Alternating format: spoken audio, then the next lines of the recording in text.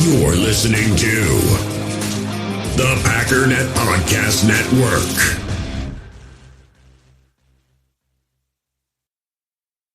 U.S. Cellular has noticed the way we use our phones has gotten ironic. We try to put our phones down for dinner, but the menu's on a QR code. That's ironic.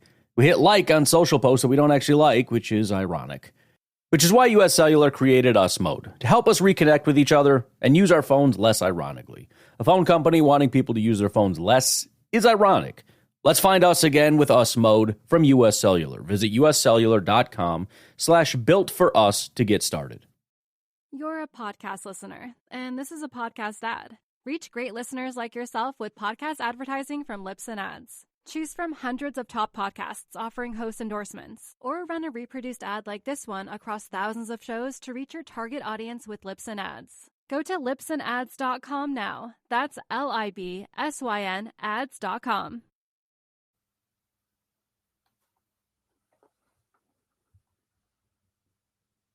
All right, what's up, guys? Welcome into Packers Total Access. My name is Clayton. You can check us out on Packernet.com. Find me on Twitter at Packers_access. Email us, PackersTotalAccess@gmail.com. You can text us 865-658-5824. Join alongside Tim live in Green Bay. We're trying to get up on X here, Tim. Something went wrong there. We're going to try it again here. How you doing this evening, fellas? You're muted, brother. Boy, we're off the rails 13 seconds in. How you doing, Clay? I'm doing good, man. How was your day, brother? Oh, it's going good, man. I'll tell you, it's like you said, we are off the rails here. For some reason, it's saying an error occurred. Wait a moment and try again on X. We're going to continue trying to get it up on X. If you guys, if you're on Rumble, obviously, yeah, we're showing we're up on Rumble and YouTube, so we should be good. We'll keep trying to go live here on X and see what happens, but obviously something's going wrong there. I want to check my Twitter account just to make sure we are signed in there. I believe we're good. But, all right. So, all right, Tim, we'll continue to try on Twitter here. Anything you want to hit on right off the top before we kind of dive into some of the agenda I've got here? I'd like to ask you guys that as we get ready to start the show every day, just in case there's something like, hey, man, I was thinking about this earlier today, or this came down the pike. Anything at the forefront of your mind right now? There was an article I was trying to pull up that Zach Cruz wrote about the 53-man roster, kind of tough decisions. And I think it's not a bit – I can't get it to load. Here we are again, another technical issue. But, I mean, I think this conversation is going to start to kind of stir up naturally anyway as we go here into another preseason game prep week here. Also, shout out to my mother-in-law, Miss Sherry. She'll be at the game in Denver, supporting the Packers, sitting on the Packers side of the field like a good Packer backer should. So I want to give it up to my mother-in-law. I hope she has fun out there in Mile High next week. But I think, what do you think we get into that a little bit maybe later on today? Who we think are some bubble guys, who's maybe practice squad, who's maybe going to stick around? Because it's, cuts are coming. I believe we're like, 12 days away or something, 10 days away from cuts. Yeah, I think we should do that. We've actually got Bill Huber's most recent 53-man roster projection. That'll be good as well. So we'll kind of hit on that. And, again, I apologize. If you guys know anyone on X or you want to go hop over to X and let everybody know we are live on YouTube, I'll try to send a tweet out right now to get everybody who normally watches on X over here. I'm not sure what's going on there. That's really strange, but I don't want to take up too much time trying to figure it out. Let's see here. Give me just a second. We'll try to throw this up on Twitter real quick. So, yeah, first things first. This was pretty cool, Tim. If you want to read this off, if you can read it while I try to get everything shared here on X real quick. I love how they filtered out the noise here, minimum of 10 snaps. So they took out some of those 3-4 snap players from the game on Saturday night. Go ahead and hit that if you want. Can you read that okay? I know it's a little bit fine print. You can turn your cam off if you need to, buddy. Oh, I can see it. It's PFF Green Bay Packers on this is on X, I believe. Highest graded Packers in the preseason opener. At the top of the list, Julian Hicks, 84.9. You've got my boy, your boy, our boy, Grant DuBose, 84.8. Michael Pratt, the rookie phenom, sensational quarterback, 84.5. Joel Wilson, interesting addition to that tight end room, 84.4. And Robert Rochelle, 80.5. He is not safe on the practice squad. I'll just say it like that. Telling you, man, it was Ryan Schlip actually talked about on his pod earlier today. Is like, man, I think he had mentioned it in one of our chats too. Robert Rochelle, if he keeps that up, it's going to be really hard to hide him on the practice squad for sure. So my big thing is Michael Pratt. And I know it was a little bit smaller sample size than obviously Sean Clifford. I did like many people were saying, like what you were saying, Tim, they were filtering out the noise and doing the adjusted completion percentage because he did have a couple throwaways, a spike, I believe, as well. So there's a lot of, when you look at that completion percentage of what was he, like 11 of 19, it was actually much better than that when you filter out all the noise, with the adjustment and everything. So Michael Pratt, though, it's wild to think that was his first game as a professional, football player in the NFL. And he's going out there and to me, he just played, granted, it wasn't like he had to make some crazy hard throws or anything like that, but just looked like he belonged. The fact that he handed that ball off and he screamed to Emmanuel Wilson outside, basically letting Emmanuel know, hey, I'm going to get up here and throw you a block. Man, you're going against some grown-ass men at the NFL level. And the fact that he's not, it's like the moment isn't too big for him. I think that's a great testament to his first time on the field as an NFL player for sure.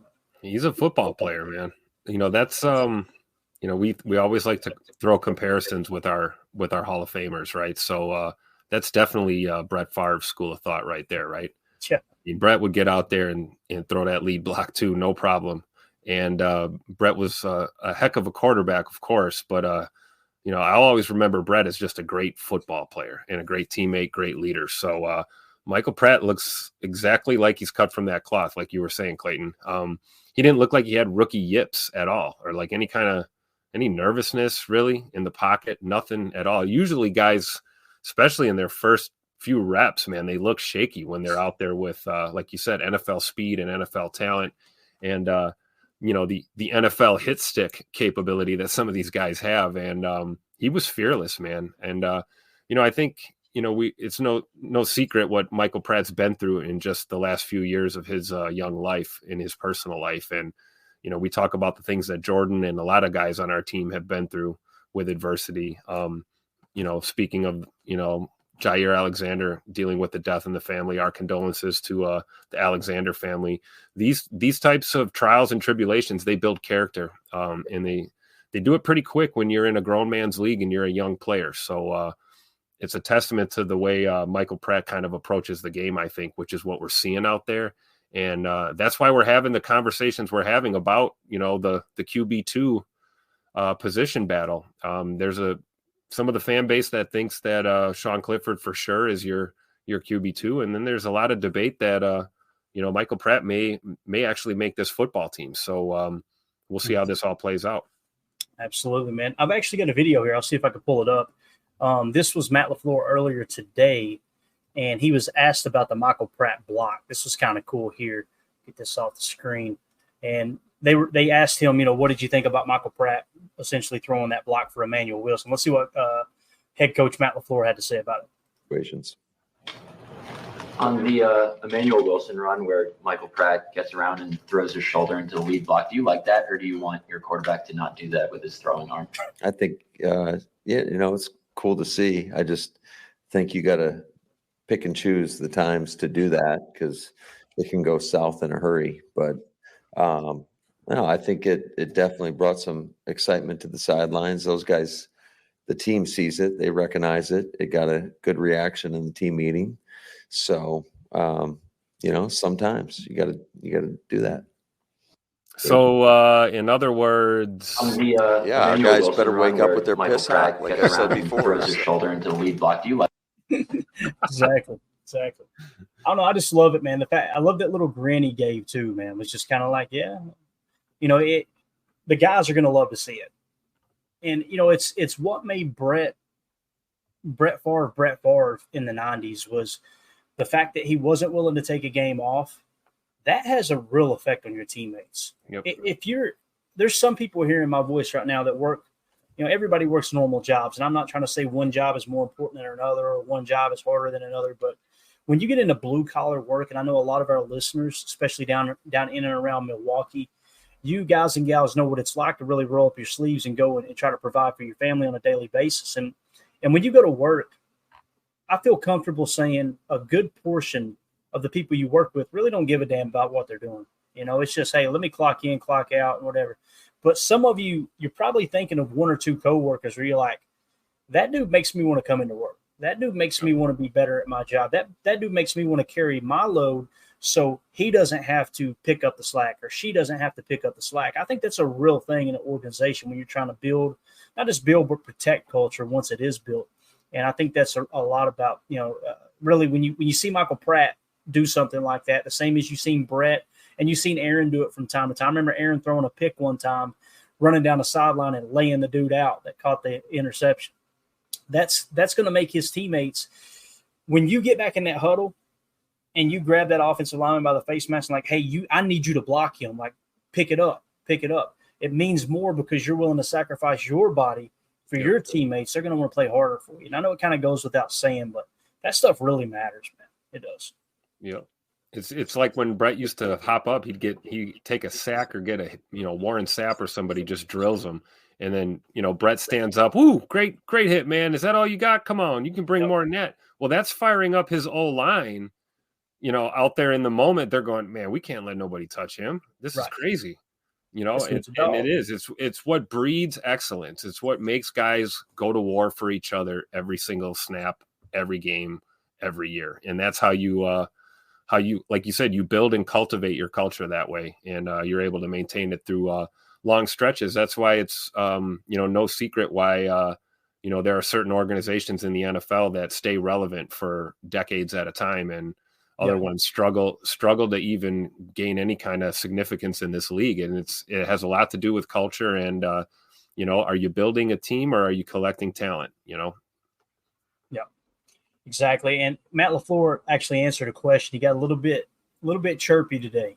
At the press conference. Tupac LaFleur. All right. Tupac LaFleur was on hand today.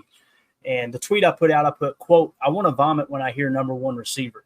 Packers head coach Matt LaFleur talks about each receiver's skill sets and how each receiver's skill sets can be used depending how they want to attack their current opponent. And this whole culture thing that we're talking about, it begins and ends with the head coach. Period. Case closed. And I love how every time they try to mention number one receiver, they be in the media, us fans, we're as guilty as anyone, right? When they mention it, he's like, you want to keep that out of the locker room. The thought that this guy is better than everyone else and he's more important and he gets his touches, and it's a good way to get your ass kicked in the NFL. There's no two ways about that. But I want you to try to hear the question and listen to LaFleur respond. And then, of course, Jason Wilde responds and tries to say, hey, no, I wasn't saying that. But, again, you mentioned number one receiver. This is the type of response that you're going to get from Matt LaFleur. So here we go. Here was Coach LaFleur when asked about number one receiver once again.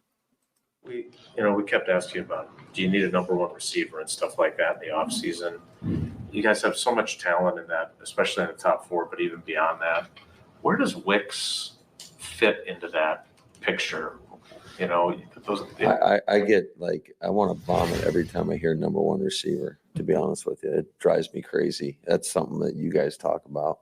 I feel like we got a bunch of them. So, but I think they're all kind of, I think the beauty of them is they're all capable of doing many things, which gives us a lot of versatility from an offensive perspective in terms of how we use these guys and deploy their talents. I think, especially those, I would say top four guys, they're all capable of being a number one in some capacity. And it's just, how do we want to attack somebody and where do we want to put those guys? And it allows us, who's going to get the ball? I don't know. It could change on a week-to-week basis. We saw it last year. And then we have Bo Belton come in and be our first 100-yard receiver versus Minnesota. So I think it just, again, it frees us up in terms of just from an offensive standpoint and how we attack people. I don't want you vomiting, but Appreciate that. I wasn't asking about number one. What I was driving at is So he said, I don't want you to vomit. This is Wildy. And that's not what I was asking you. He knows that's not what you were asking. He's, again, it's talking about what you just said. You just brought up number one receiver. Stop saying that. And every time a head coach speaks to the media, he's speaking to his team. Yep. It's Brian Billick, taught by Bill Walsh, 101, right? Anytime you speak to a camera, anytime you speak to a microphone, you are talking to your team. So what did he just say to his team? I don't want to hear none of this trash about somebody being a number one receiver. It's all about protect. He's built the culture. Now you're protecting it. And it irks me a little bit when people get snippy back to him. Like, well, that's not what I was asking you. Oh my God. It's not personal. Let's stop being so damn sensitive and understand what he's trying to accomplish. Yep.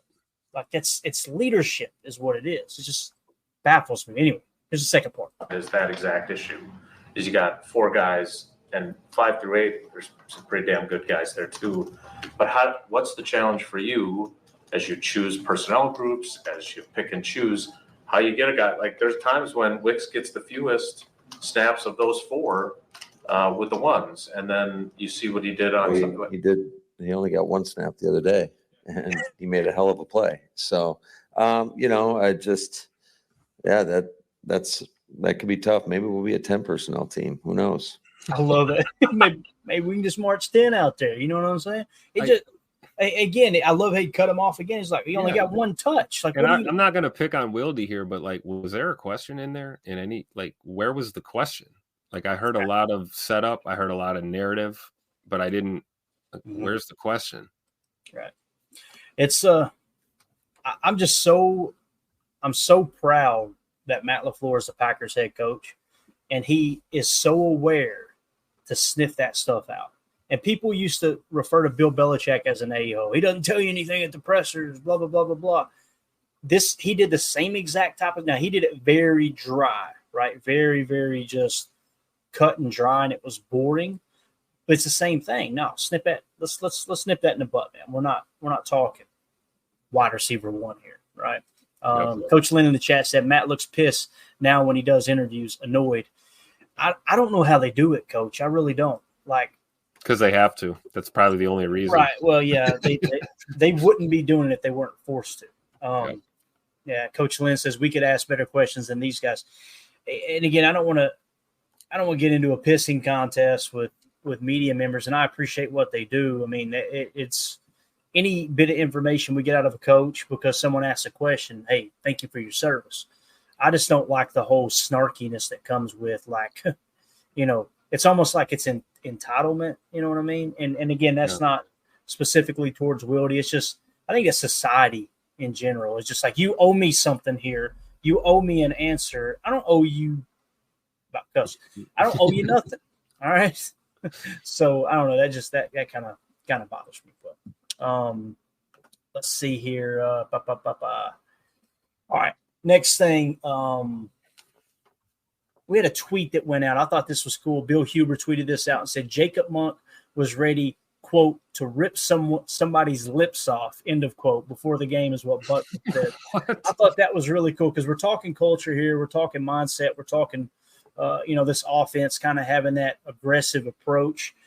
Everything you hear about Jacob Monk, man, it sounds like the coaching staff really see him as a long-term answer. Might not come in that form this year, Tim, but I think long-term they see something in this kid. And every time that they talk about him, every time his name gets mentioned, it's never, this dude's a great offensive lineman. It's always, he was a captain.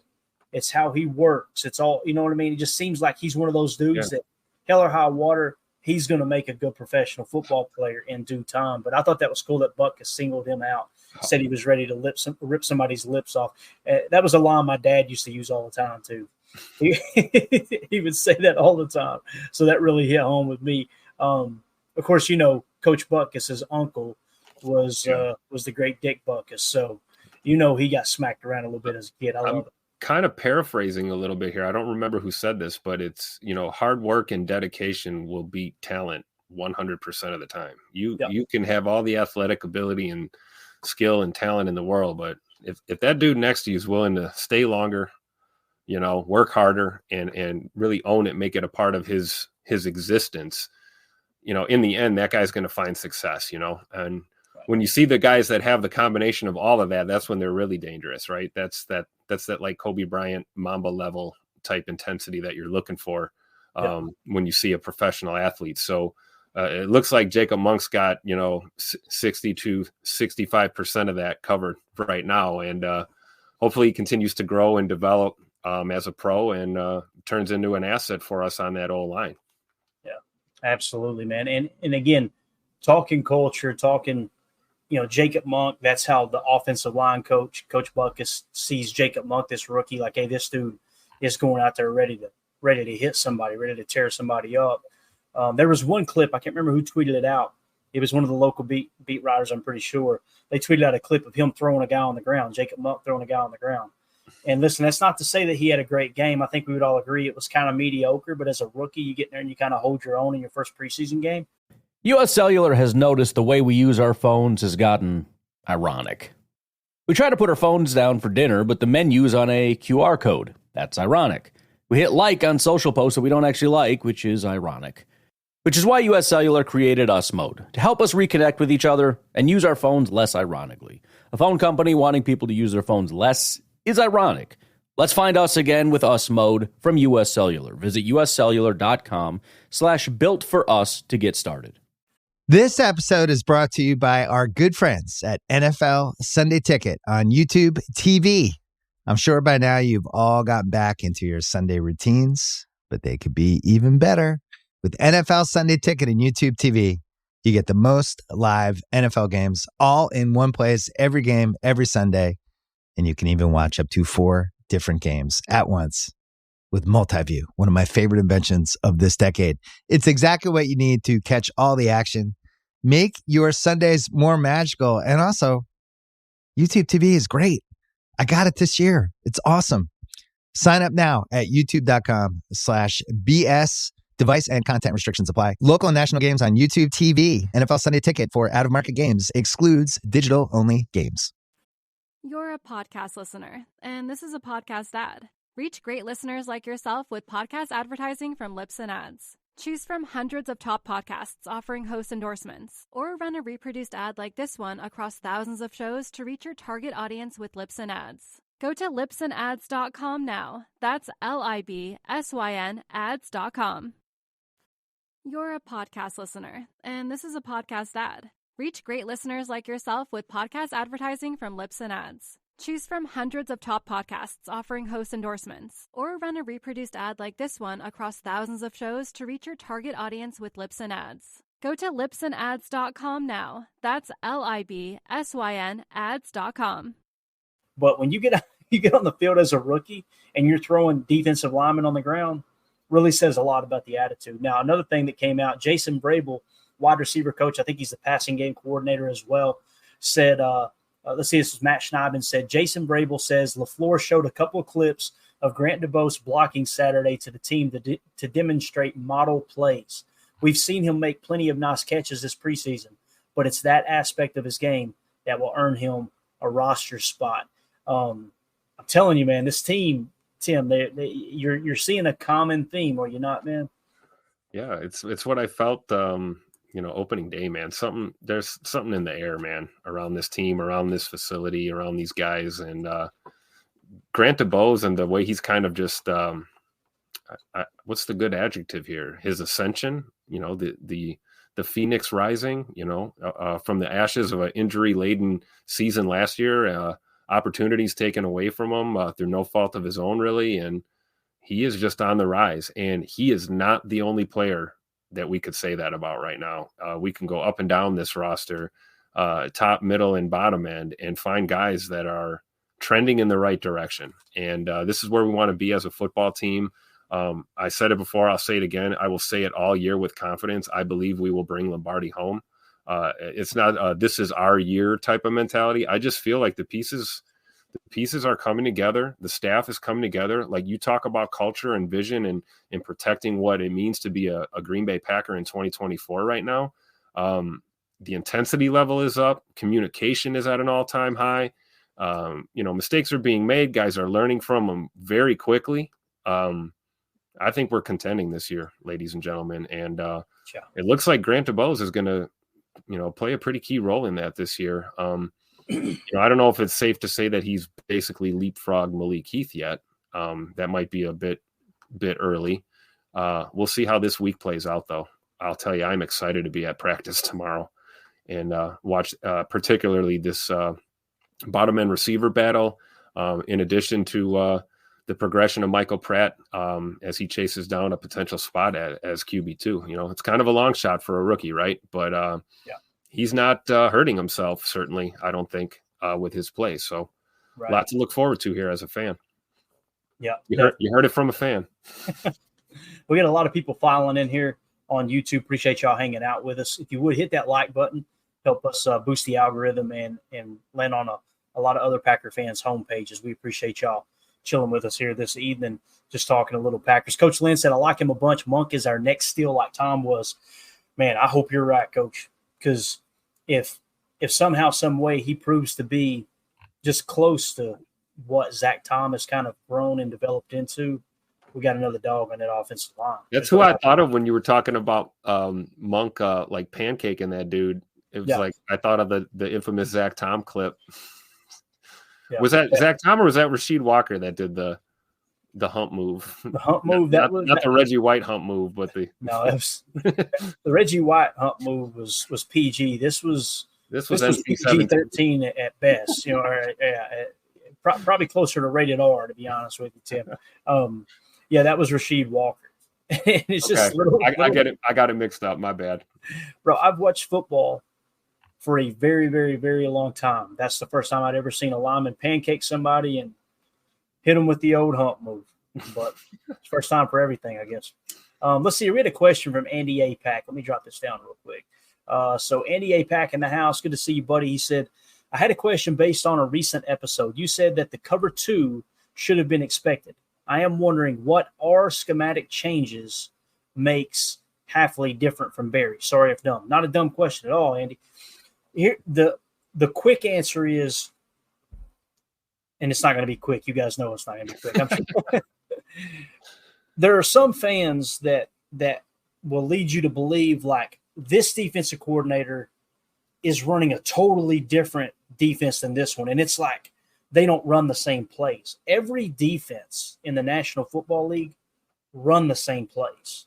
It's just who's running these plays more than the other. We pointed out that when it come to man coverage, there were some people that had unrealistic expectations, including local beat writers, right? They were kind of, we're going to see a lot more man. And I'm watching the tape going, I don't know how much more man y'all are expecting to see. And then the other thing was you're going to be playing more single high. And I'm going, we played the 5th most single high coverage in the entire National Football League last year. Yeah. Saying we're going to be top 3 now.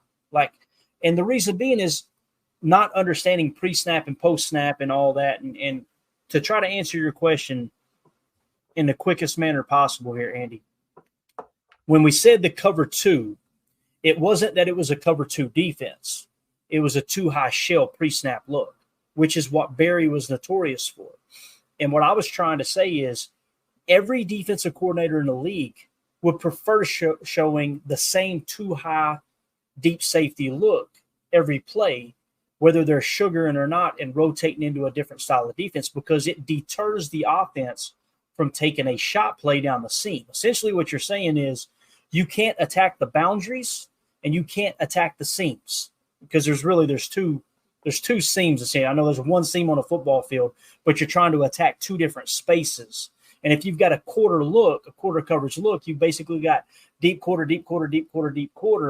then that really, with your eyes on the quarterback, reading the receiver, the quarterback through the receiver type thing, it deters quarterbacks and offensive coordinators from taking those shot plays, right? Yep. So what I was trying to say is that's not going to change. Now, to answer your question, what's going to change?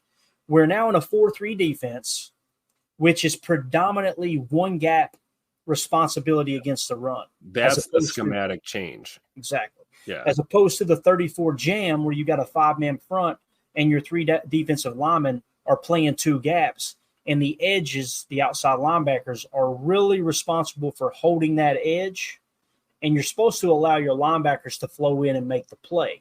That's why when you go to a 34 defense, and I think Pittsburgh Steelers the last 20 years, the defensive linemen haven't been that effective. Who has? TJ Watt. Who has? James Harrison, outside linebackers, right? And inside linebackers too, Joey Porter back in the day, who was kind of a hybrid, right? And the reason being is those big 300-pound defensive linemen, their responsibility is to engage and control 2 gaps. So they're sliding horizontally. They're not shooting the gap and getting in the backfield. And your linebackers are supposed to be aggressive and come up while they're holding those 2 gaps and make the play, right? The problem was Devondre Campbell wasn't very good at attacking out of a 34. That's just my opinion. I could be wrong. Now, what changes with the 4-3? With the 4-3 defense, no longer is it engage and hold these 2 gaps. It's you've got the A gap, you've got the B gap, you've got the C gap. Get through the gap as quick as possible. Play the run on your way to the quarterback. Now, again, there's give and take with every different style of defense. With that style of defense, you're going to run yourself out of a play. That's going to happen from time to time, and you're going to give up an explosive play on the ground.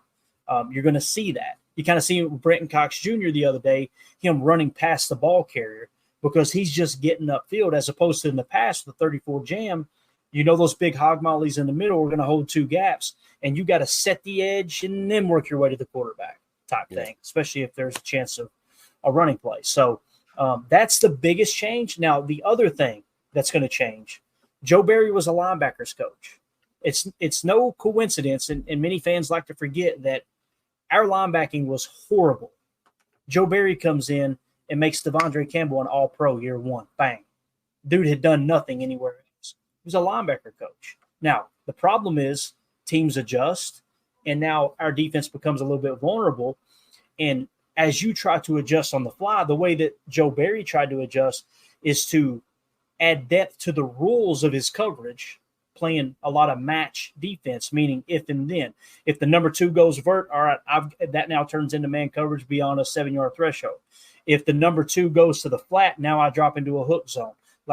And your guys have got to be able to read and react that. And our guys didn't adjust to that. Now, you can sit here and blame Barry for that. There's nothing wrong with that. It's the defensive coordinator's job to have his players ready. You also got to look at the DB coaches. So what changes with Hafley is this dude's a DB whisperer. Yeah. So is Derek Ansley. Yes, exactly. I mean, you could tell. And what did we talk about? Like on this show, what we tried to do as soon as the season's over, rather than go, here's our Mount Rushmore of hamburger joints, we immediately went, okay, where did we take a step back in every aspect of the game last year? And the big thing was pass defense, believe it or not. We got a little bit better against run defense. That's what a 34 jam should do. And we got a little bit worse in pass defense, right? So the adjustment that LaFleur made, you go hire a DB whisperer, then you go pluck a former defensive coordinator and add him as your DB coach. And then when it comes to the linebacking core, the byproduct may be the linebackers might slip a little bit. But what do? They combed the league and said, this Anthony Campanile cat down here in Miami is one hot head. This dude, let's bring him in to keep our linebackers engaged. So that's the thing that I think is going to change the most with Jeff Hafley's defense. Another thing was they're going to be way more aggressive. They're going to get exotic with their blitzes. Guys, we had exotic blitzes last year. You want to know what exotic blitz is? Overload blitz and dropping Preston Smith into coverage. That's as exotic as it gets. Like you've got edge defender dropping into coverage. That's the definition of exotic blitz, bringing a fire zone blitz from one area overload and then dropping one of your edge defenders into coverage, right? Right. Rushing 6 or 7 is not exotic. And if Hafley is going to mimic or try to take a good portion of Robert Saleh and these other coaches that he's kind of comes from their tree, the thing they do is they play a 4-man rush. They get pressure with 4, and they like to show an overload look where they'll put 3 of their pass rushers overloaded to one side to force an isolation on one edge defender on the opposite side. And typically you will flip that to where that one isolation edge defender can get pressure on a quarterback in the face of the side of the concept, the side of the field that they like to attack specifically. Meaning the answer is, depending on their opponent, that's what's going to determine which side that overload's coming from, right? Yeah. And you're trying to free up that isolation. So that's the biggest thing with me. I think the DBs are going to be more physical. You already seen it in preseason. Eric Stokes, Kalen King, hitting like linebackers. We've never seen Kalen King. This is our first experience, but Eric Stokes, we're familiar with him, and there's some pop to his game right now. And I haven't seen that at all, at least not as a professional. Maybe we can go back and look at some Georgia tape. But in the green and gold, I haven't seen him hitting like this. It's like, a lot of that is mental too, right? You got to commit, man. You got to be willing to go out there and lay a guy out, and it's refreshing. I'll tell you that. It's refreshing to see it. Thank you, Carly. I sometimes I feel like I'm speaking Chinese, and I am the worst communicator on the face of the freaking earth. So thank you for saying that made sense, because I'm sitting there going, I am probably sounding like an idiot right now, but I appreciate that. Ron Sample here too. This is a great comment, Tim, and the chat is lit up. Y'all are awesome. Here's one right here. Ron Sample says, rallying to the ball gives the D-backs confidence to be more aggressive and tackle downhill instead of waiting for the ball carrier.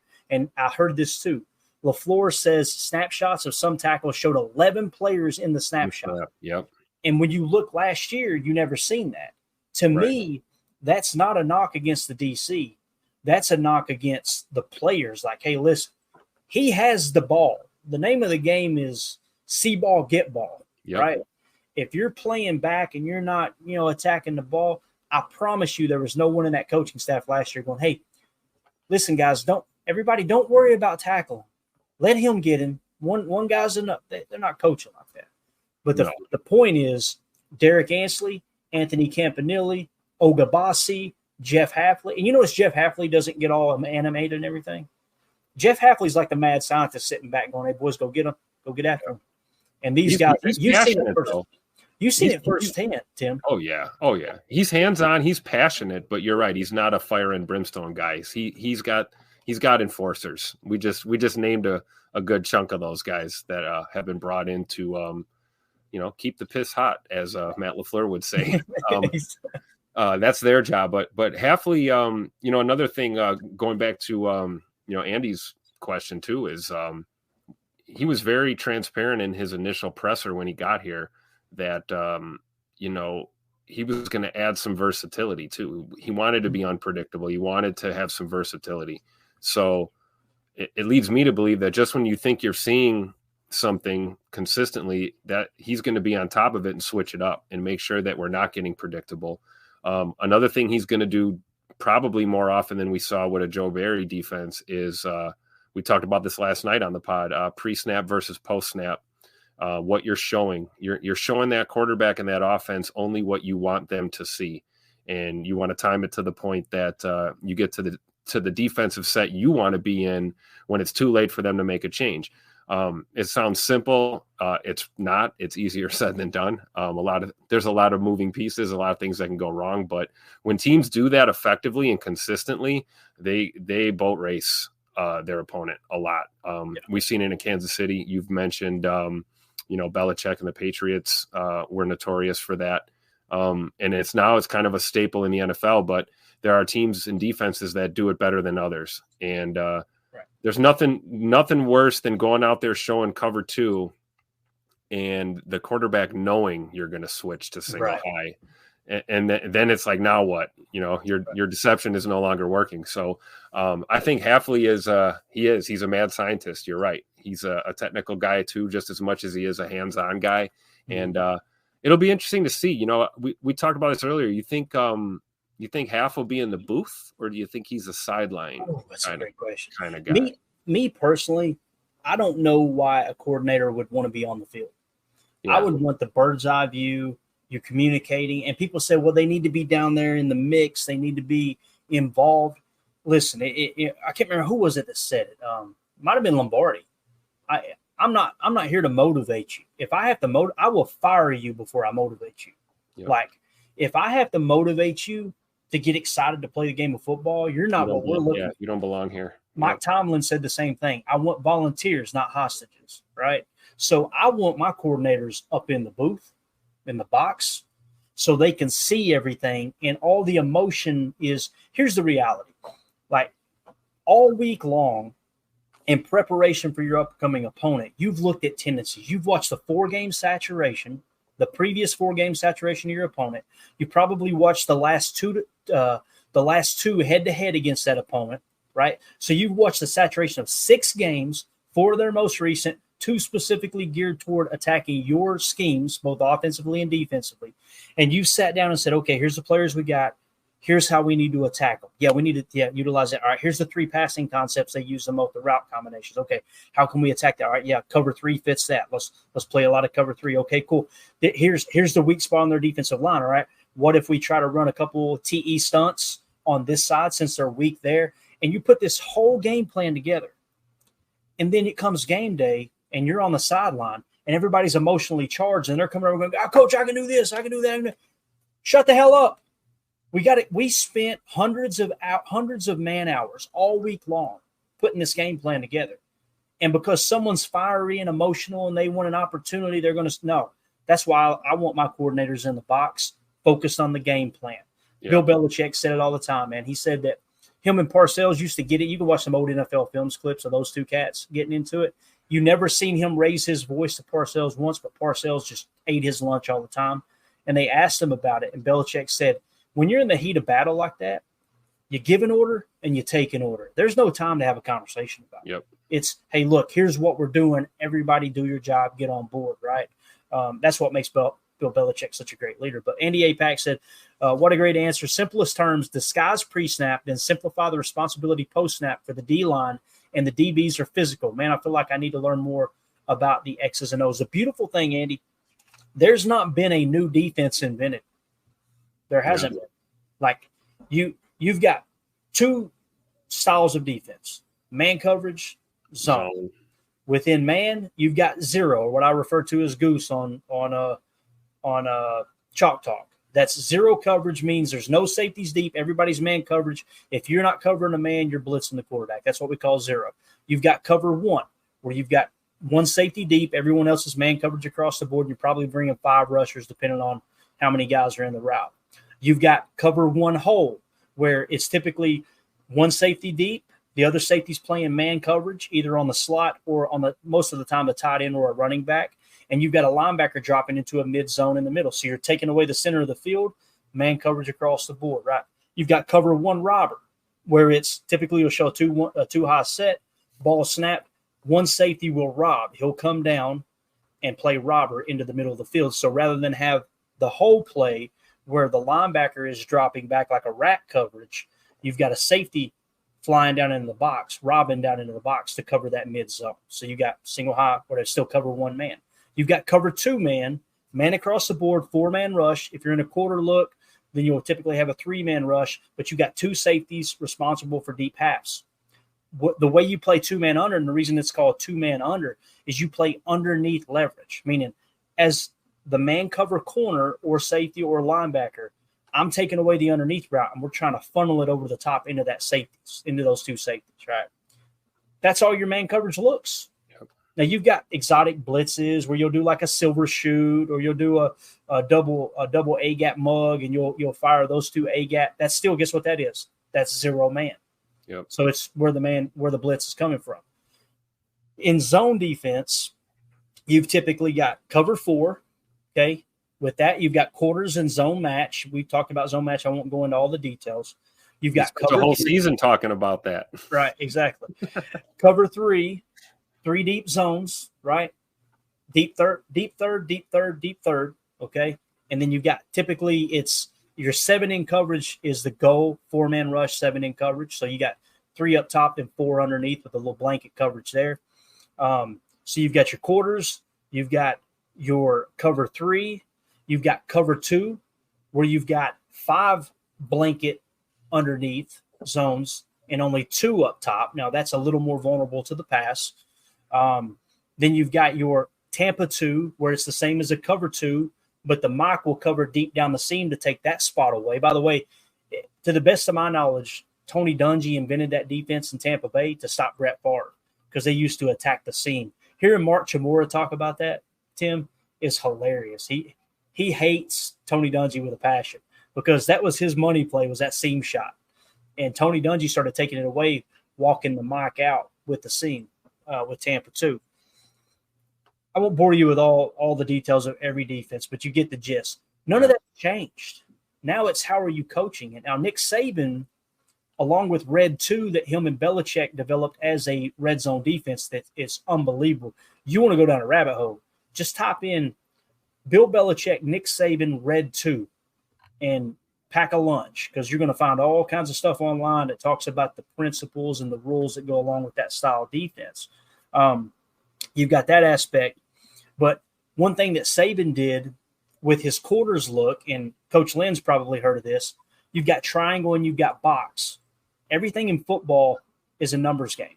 The goal is to stay one hat up on your opponent, meaning one player more than they have attacking that specific zone, that specific area, or defending that specific area. So what he would do, if you've got 2 receivers on one side of the field, they would play triangle on that side.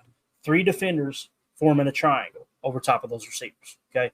If they've got 3 receivers, a trip set, a bunch set, a tray set, then you play box. 4 defenders forming a box over those guys. And you're keeping them in that box and let them make the mistake. That goes along with that zone match type stuff. There's some really cool videos out there if you do enough combing where you can study Nick Saban's defense at Alabama and how he had all that success. But anyway, that's the point is it is very simple, Andy. It sounds way more complex than it is. I'm telling you. If I can understand this stuff this much, you guys and gals are smart enough to blow me away. Hey, that's a big thing in scheme, right? Illusion of complexity. We've talked about that before. It's so doggone simple. We got to make it look complicated just so we can hide what we're doing. Exactly. Coach Lynn asked, who wore the green dot on Saturday? I have no clue. Tim, have you heard it? Was it Quay? Quay Walker. I haven't heard it. So I saw it with my own eyes. I saw a green dot on his helmet. So I'll verify that. You can rake me over the coals if I'm delusional, but I'm 99% sure I saw Quay with the green dot. We need to get Smitty on that. Smitty, I need you to comb through the footage and see if we can find that. The real question is who had the dot when Quay rotated out and wasn't on the field? That's the real question. Yeah, definitely. Great question, though, Coach. If anybody knows the answer to that, throw it in there. I trust you, Tim. If you've seen the green dot, you've seen the green dot. That would be my guess because that's how Green Bay has always operated. They've never had a safety wear the green dot to the best of my knowledge, even when they had like Nick Collins. And I don't even know if the green dot was a thing back then, to be honest with you. It may have been. But I know AJ wore it. AJ Hawk wore it for sure. He was definitely the green dot. So, all right, good stuff there. All right, let's see. Greg Rice says, I'm so glad I understand these defensive calls now. Thank you, Packers Total Access to Clayton. Hey, thank you, buddy. Thank you, man. I'm glad that made sense because I don't want to waste your all's time for sure. Sometimes you try to explain stuff and you can't. You know what I mean? In my mind, I see it perfect, but it's whether or not I'm intelligent enough to communicate. That's the part that sucks. So I'll tell you who is intelligent. It's this man right here. This was cool. We were talking about the defense being aggressive. He was talking about Javon Bullard here in this safety group. Great question. I wish I knew who asked it. But someone asked this question here. Check it out, what he had to say about Javon Bullard. Hey, Matt, what most excited you about watching Javon there in in that safety competition? I know that's going to be key throughout the rest of the camp. I'm not used to hearing him called Javon, so you threw me one right there. I'm like, who are you talking about? Bullard? Bull? There's a confirmation. Nickname is Bull. All right. Yeah. So I just think both those guys, they love football. They're instinctive. They're smart. They've got a pretty good grasp of what we're asking them to do right now. And I thought they were both showed physicality at the point of attack, which is something that we desperately need. I think a lot of times, you think about just the big guys, there's an expectation that they are going to be physical players. And when you get that from your skill group, whether it's the receivers or DBs, I think it changes the whole complexion of your team. Now It's so true, man. Like when you get aggressive players in there like that, and especially a couple young whippersnappers like Javon Bullard and Evan Williams, it's got a lot of fire under these guys. And I'm sure you guys seen the Keyshawn Nixon exchange with the fan earlier today on Twitter.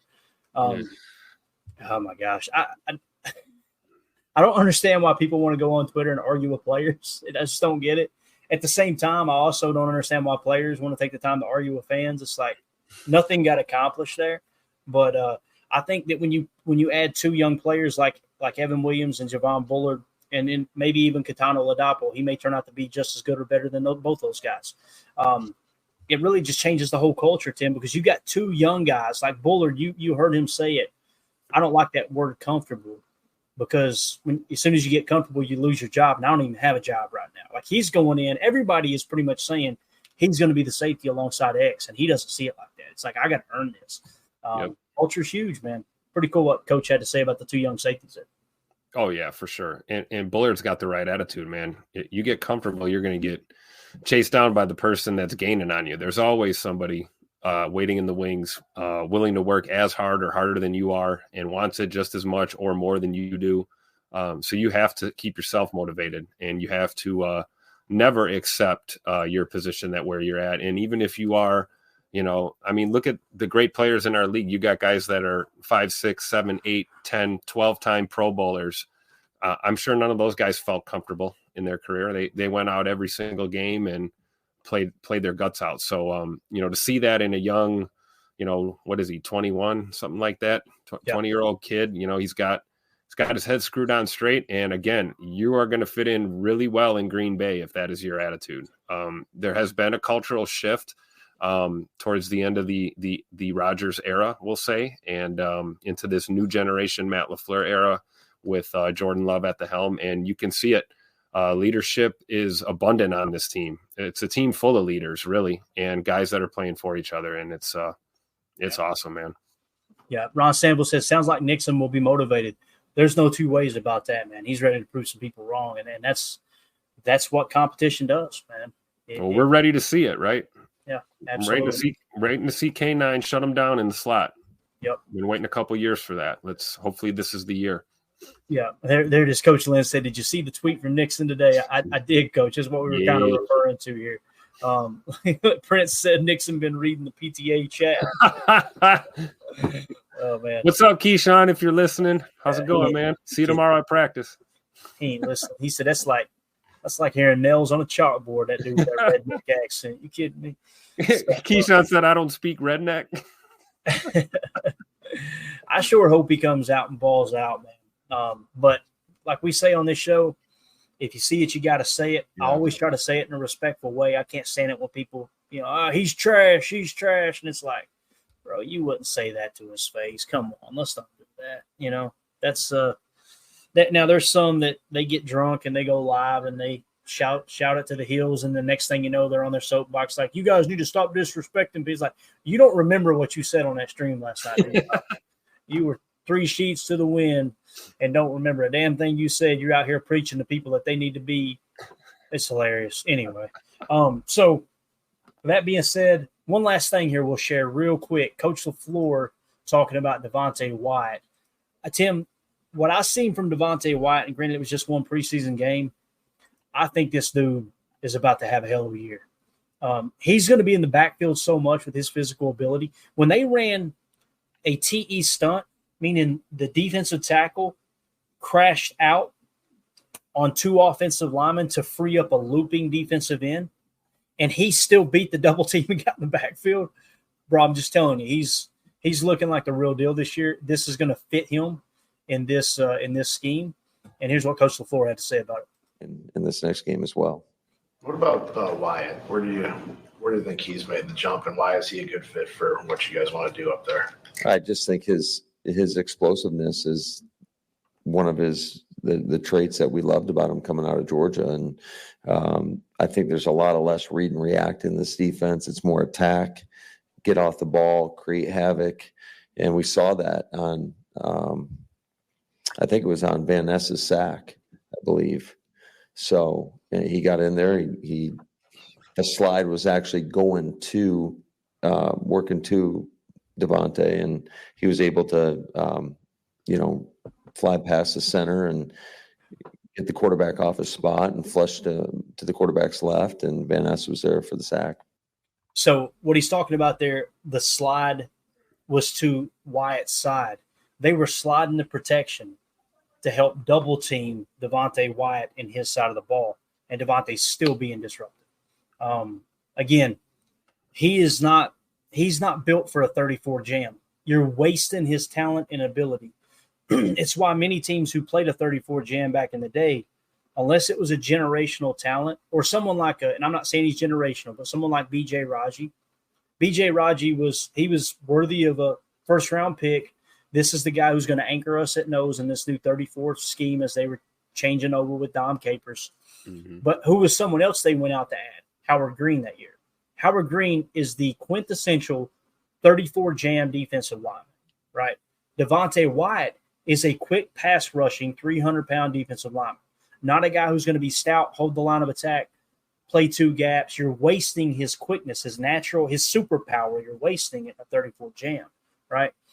So I think Wyatt's going to pop here, Tim. I really do. I think you're looking at everything that we were talking about, trying to find a true three tech. They extended Kenny. They still see him as that for at least the next 2 years, possibly 3. But I think what they're really hoping for is Devontae Wyatt to kind of rise to the occasion this year and go, okay, there's our next three tech. Let's get ready to extend him. But let's get your thoughts on that. We'll get ready to wrap this thing up. Oh, I love it. Devontae Wyatt was the first name that came to mind when I thought of what I saw last year at camp, which was Kenny Clark keeping the boys after practice day after day, staying for an extra 30 minutes, hitting the sleds, doing drills, working on hand placement and technique. Obviously, that was a different system we were in last year. But, the bigger thing I gather is Devontae Wyatt is he's really learning from Kenny Clark as far as when it comes to the preparation aspect. And this is a guy who's bought into the idea of, like we talked about a few minutes ago, being self-motivated, wanting to improve, wanting to get better, wanting to learn. And it's paying off. We're starting to see that, especially with Devontae Wyatt. We're seeing it with TJ Slayton as well. Another guy who, I think we talked about, TJ was probably maybe better suited for the 34, but he's finding a home in this 4-3 scheme, it seems like, at least early on. That's a name ringing bells in camp right now as well. So yeah, it's exciting to be excited about our D-line group and to know that we've got a pass rush, we've got a run defense, we've got depth at middle linebacker, and we've got a bona fide legit safety room. And the secondary looks well patrolled and protected. So I'm fired up about our defense through and through. But Devontae Wyatt is just another guy on that list of young players that are on the rise. And it's going to be fun to watch this year. Yeah, definitely. Ron Sanville says Wyatt split that double team with ease. He's so quick for a big man. That's the thing about his game, and that first step is just deadly. He uses his hands pretty well too. Eric Sutherland in the chat said Wyatt going to ball out this year. Completely agree, Bob. That's what we're hoping for, man. Can't wait to see it happen. Can you imagine that LVN and Devontae Wyatt just simultaneously having breakout years? For ferocious defensive line in Green Bay. I love it. Definitely. Respect Orange says, is it Sunday yet? I want to watch what else the D can do. Absolutely, man. And what's crazy is we've seen the vanilla version of this defense too. We haven't seen the true version yet. We're just seeing kind of that vanilla. They're not going to show too much. Where you're going to probably see a little bit more is that joint practice that's coming up here. Respect Oranges. And I know we're not going to see it, but we're going to hear people tweeting about it on the 22nd. Now they've got another joint practice in Denver. Am I thinking right, Tim? I believe so. I think that's how it rolls. There's usually one right before the game. I heard somebody say that. I could be wrong. Because I know when New England was here last year, I believe that was just one day. It was just one joint practice, and then we had the preseason game and all of that fun stuff. Greg Rice said, if we're playing a lot of vanilla D in the preseason, I can't wait to see what when it gets turned up. And then he said, Clayton, get out of my head. There you go, man. Great minds think alike, my man. Let's see. Holmes MD1 says Wyatt reminds me of Kenny a lot. So many very good interior defensive line for the Pack. Yeah, and again, it's all about how you build that roster, man. You want to build that blueprint out. It's what Michael Lombardi talks about, modeling your roster. You want to make sure you've definitely got a 3 tech. If you think you have a 3-tech, you don't have a 3-tech. Okay, you don't. You know if you have a 3-tech. If you've got a 3-tech, they are disruptive against the pass. They shut down the run. They do everything. Think Aaron Donald. I know he's generational. I got it. Think Casey Hampton with Pittsburgh for forever. He may still be in the league. I'm not sure. B.J. Raji, that's he was a nose. But if you were in a 4-3 and you put him at a 3-tech, or you're in a nickel, you put him at a 3-tech, he can do everything. He can get after the quarterback. He could even drop into coverage on fire zone blitzes and get a pick 6 too. Shake that big rump. You know what I'm saying? So yeah, he did have one of the best touchdown dances, though. That one that he had. We love it. I hope BJ's doing well, man, out there, whatever he's doing nowadays. Yeah, dude, that's a guy that's worth mentioning. I'll drop his down for a second. He's disappeared. Yeah. He said, you know what? I'm done with football. Now, I know his parents ran a Pentecostal church, I believe. Okay. So he might be involved with that. But I have personally tried to comb through everything on the internet just to see, wonder what he's doing now, Yeah. He is just disappeared. And good for him, man. He'll live his life, right? So anyway, Saturday, nothing like grabbing a Super Bowl ring and then just riding off into the sunset, right? Absolutely, man. You kidding me? Any better than that? So here's what we're looking at, gang. Tomorrow, the 13th, we got a practice. Tim, did you say you were going to be there? Is that right? I will be there. Oh, man. So you got an open practice tomorrow at 10:30 a.m. Central. And then on Wednesday, another open practice at 10:30 a.m. Central. And then the Packers are off I say off. They're not off. There's not going to be another open practice to the best of our knowledge for the next 3 days. And then on Sunday, they will be playing 7 p.m. Central Time at the Denver Broncos. So that's going to be a lot of fun to see what they can do against Denver. And obviously going out there, I think they said there was going to be some joint practices, but obviously it doesn't show here on the schedule. So I don't want to mislead y'all. Do that research yourself and see if they actually are. I think it would depend on, once we nail down when the travel day is, that'll probably give us an idea if they're getting out there in time to actually get a joint practice in before the game. I see you're right. Yeah. So we'll see how early they head out of town. And Coach LaFleur is known for giving guys a little breather before they take off. Yeah. Little breather, as in sit down and watch film, go get your treatments, work out, hit the weight room. That kind of day off. So we'll see what happens. Yes, get some treatment that's just excruciating pain most of the time, right? And watching an iPad while you're doing it. Yeah, there's your day off, bub. Enjoy that. It's not like me sitting on the couch eating French fries watching college football or something. You know what I'm saying? On my off day. So dialing up a cover 0 on that NC2A football, huh? There you go. So everybody, if you would hit that like button for us. We did finally go live on X. I'm sure it was just the traffic going on. I'm not even going to mention it. There's a lot of stuff going on X tonight. If you know, you know. And everybody's welcome here. But I appreciate y'all in the comments mentioning that's probably what it was. I guarantee you that's what it was, because there was probably millions and millions watching that. It was a lot of people. They're not photoshopped. Okay. Big shout out to everybody that made it over to YouTube too. I see we've got almost we got Bobby Anderson in the house.